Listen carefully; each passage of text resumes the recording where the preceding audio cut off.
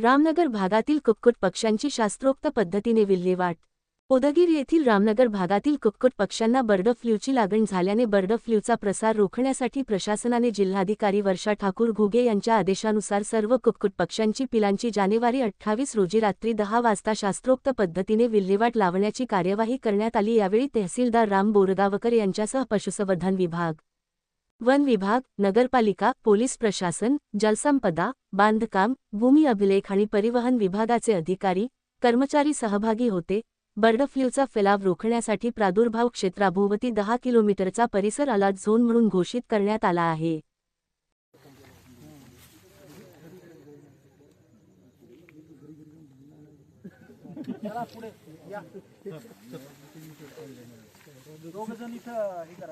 दोघं तिकडच्या पलीकडच्या ह्याच्यामध्ये दोघांना एक चिटिंग बाज झाली बाकीच्या दोन टीम आपल्या तुम्ही आधीच ते तुमचं तुमच्या एरियातलं करा